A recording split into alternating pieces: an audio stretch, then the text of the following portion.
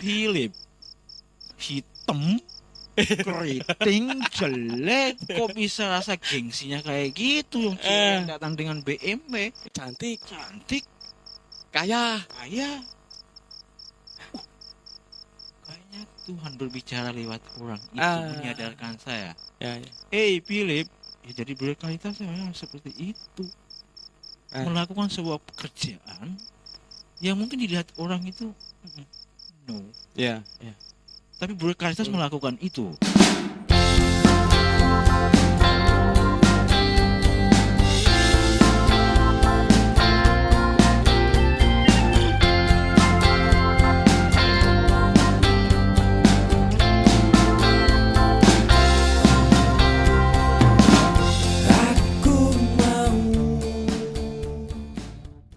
Oke, selamat malam para sobat ekskul band Karitas dimanapun Anda berada dan para keluarga Karitas yang kami cintai.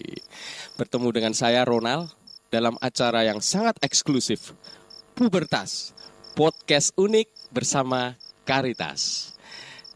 Ini adalah suatu program baru yang merupakan pengembangan dari ekskul band, di mana bertujuan untuk memberikan wahana, memberikan tempat, memberikan ruang bagi keluarga Karitas, baik itu guru, siswa, ataupun orang tua siswa, untuk menyampaikan aspirasi-aspirasinya, menyampaikan suatu ide-ide gagasan yang ada, dan suatu wahana untuk berbagi ilmu pengetahuan di sini. Baik. Saat ini kami akan mengangkat tema kesenian diintegritaskan di dalam dunia pendidikan. Dan kali ini di hadapan saya, di hadapan kita semua ada bintang tamu yang sangat luar biasa. Bruder Philip.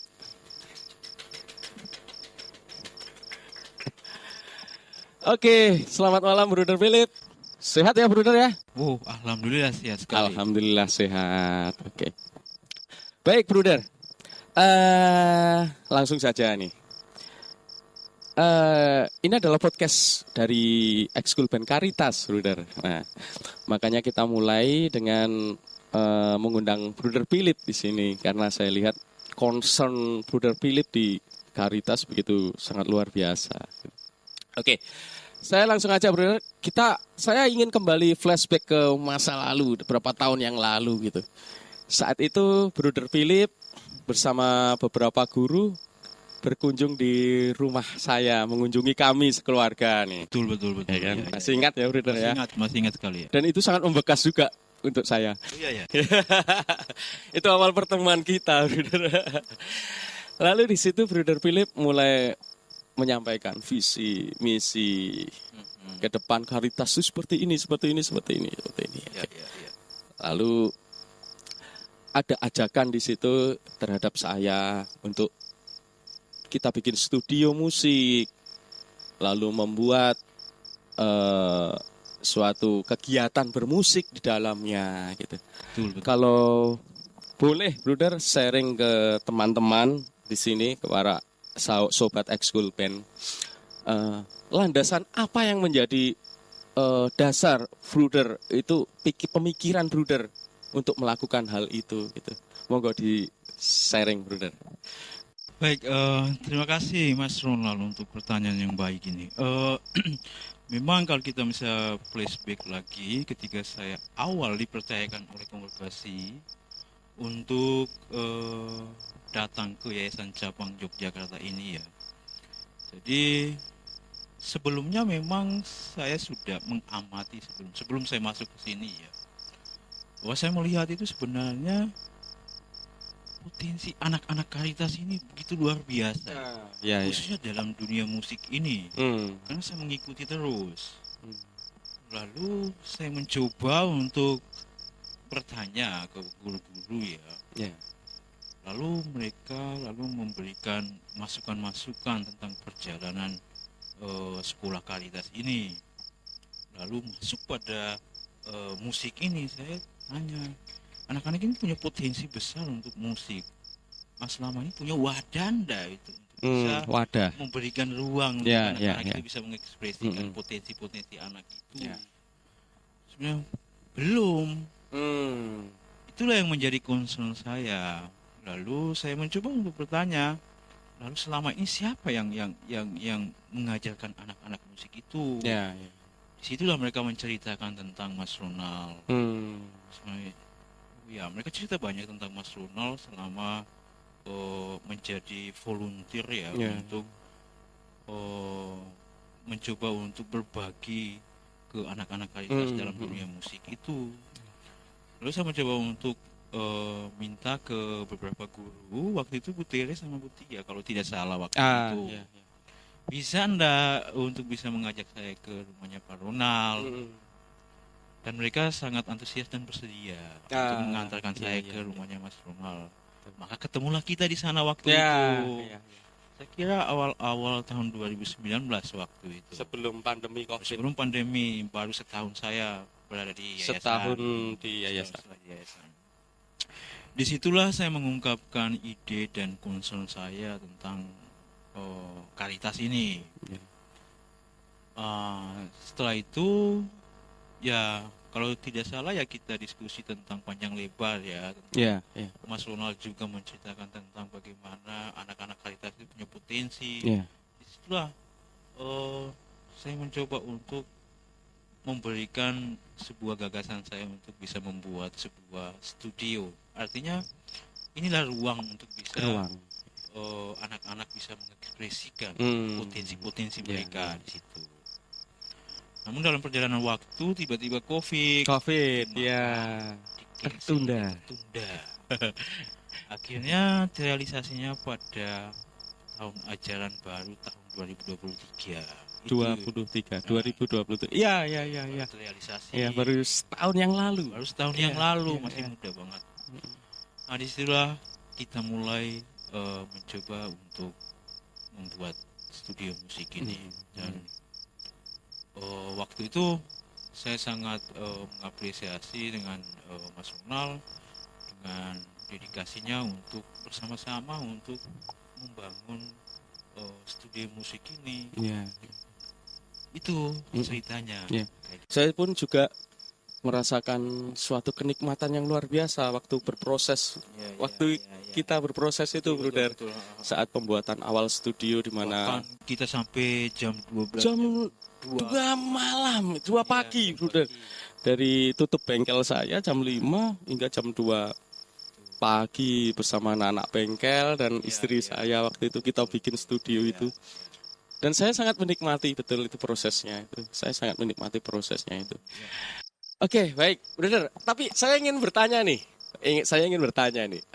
Silakan, Mas. Ini agak privasi, tapi nggak apa-apa. Oke, silakan.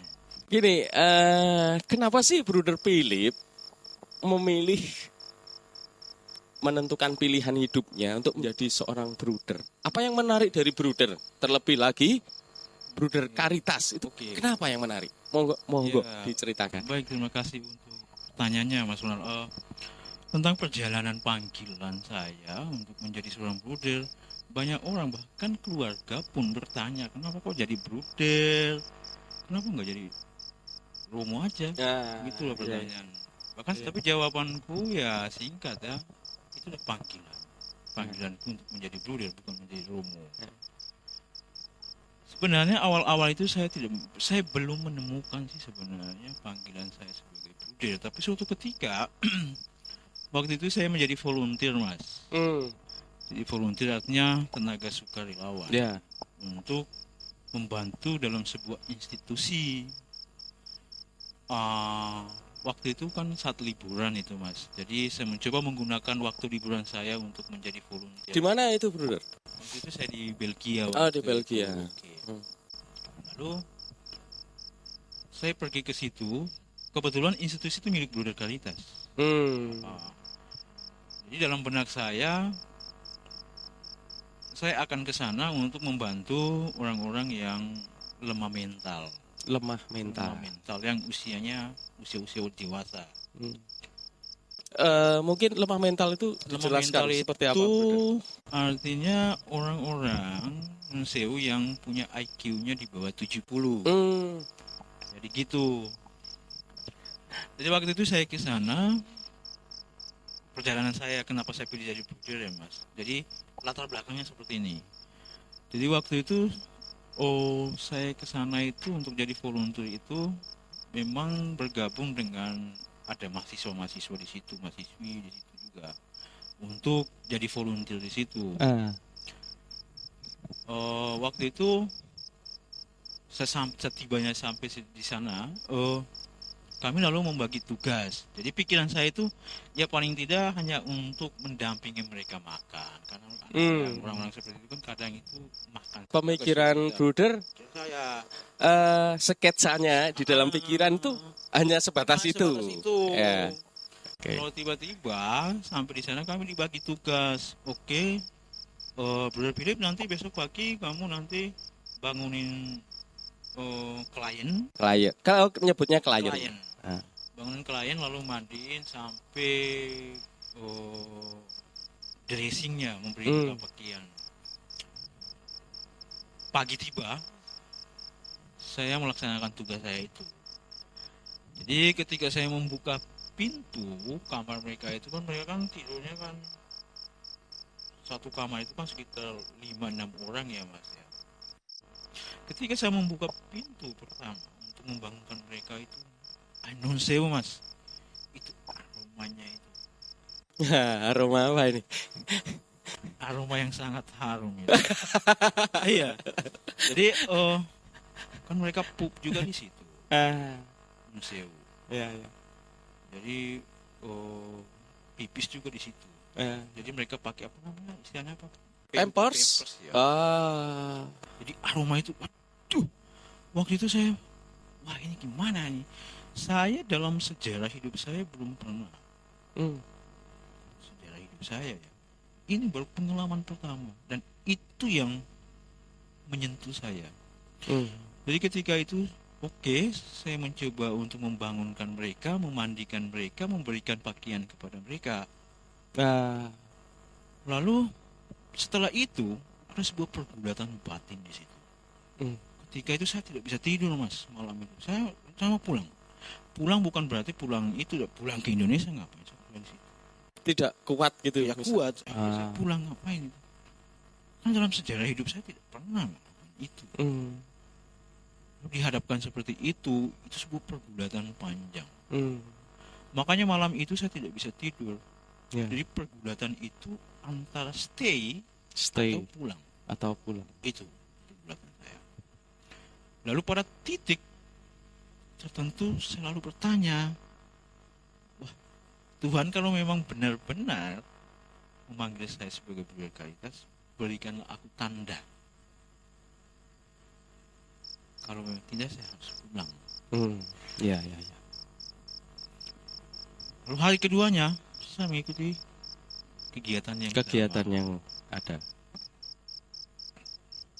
Saya membuka pintu mereka, aroma itu berubah. Yang awalnya itu membuat saya muntah, berubah tiba-tiba. Lalu ketika saya membangunkan mereka, membawa mereka ke kamar mandi atau ke toilet, coba saya bawa mereka ke koridor itu untuk ke toilet sama kamar mandi. Mohon maaf ya, itu sambil jalan pupnya sambil keluar. Ya. Situasi itu yang menampar saya. Kan saya kan tim kerjanya. Tim saya itu ada mahasiswi, mahasiswa. Mahasiswinya cantik-cantik Mas. Kalau artis Indonesia kalah. Itu timnya dari yang cantik-cantik itu. Iya. Itu dari negara Belgia itu sendiri atau memang campuran dari mahasiswa-mahasiswi? Dari Belgia. Dari Belgia sendiri. Mereka program itu tiap tahun kalau itu ada volunteer. Dan sosial. Iya. Dengan bangganya dan hal itu, yang cewek itu, mahasiswa itu, dia mengambil tisu lalu ngelapuknya itu di koridor. Itu saya langsung terpaku di situ. Ah, Dan itu menjadi sebuah tamparan keras. tamparan. Tamparan keras. Lalu ketika evaluasi sore kan. Sorenya kan saya tanya, kami evaluasi kan. Tolong ceritakan ke saya. Dalam benak saya, usia sepertimu, usia yang 19-20 tahun, 19-20. masa-masa liburan kayak gini kan waktunya itu ya ke mall, Pacaran, nonton film. nonton film. Tapi kok tiba-tiba kamu kok di sini yang pekerjaan seperti itu? Apa jawabannya? Saya bahagia melakukan pekerjaan ini. Itu menjadi sebuah permenungan panjang, tamparan keras untuk saya. Cewek itu dia datang dengan mobil BMW. Oh, cantik banget. Wah. Terus aku dalam hati, bisa disebut inisial? Enggak usah. Saya dalam hati gini, Mas. Philip, hitam, keriting, jelek, kok bisa rasa gengsinya kayak gitu? Yang cewek yang datang dengan BMW, cantik, kaya. Kayaknya Tuhan berbicara lewat orang itu menyadarkan saya. Philip, ya jadi berkaitan saya seperti itu. Melakukan sebuah pekerjaan yang mungkin dilihat orang itu no. Tapi berkaitan melakukan itu. Itulah yang menyentuh saya, menggelitik hati nurani saya. Iya ya. Bruder Karitas ya harus gini. Kata Karitas, Allah adalah kasih. Allah adalah kasih. Itu harus seperti ini. Dalam Injil Yesus mengatakan apa? Ketika aku sakit kamu mengunjungi aku. Merawat aku. Ketika aku di penjara kamu mengunjungi aku. Itu Injil itu yang juga mengingatkan aku. Menjadi permenungan sendiri. Bruder Karitas itu memang harus seperti itu. Melakukan pekerjaan di belakang. Tidak diketahui oleh semua orang. Itulah Bruder Karitas. Itu saya menangkapnya seperti itu, Bruder. Jadi banyak karya. Melakukan pekerjaan yang dimana pekerjaan itu dilihat oleh sebagian masyarakat itu ngapain? Ngurusin orang gilo. Orang sableng ngapain? Ngurusin orang dengan IQ 70 tahun, 70 IQ-nya 70 ke bawah ngapain? Tapi Bruder Karitas melakukan itu yang menjadi permenungan saya, dan itulah yang membuat saya mencintai Bruder Karitas. Itu Mas. Ceritanya keren sekali, Bruder. Maksudnya panggilan sosok Bruder Philip gitu bisa diinspirasi oleh orang yang awam ya di situ, yang benar-benar dengan hati melakukan sesuatu yang sebenarnya banyak orang yang meninggalkan hal-hal ini karena memang nggak menguntungkan dan nikmatnya di mana gitu. Saya boleh minum? Oh, silakan, Bruder. Silakan. Kita seruput kopinya.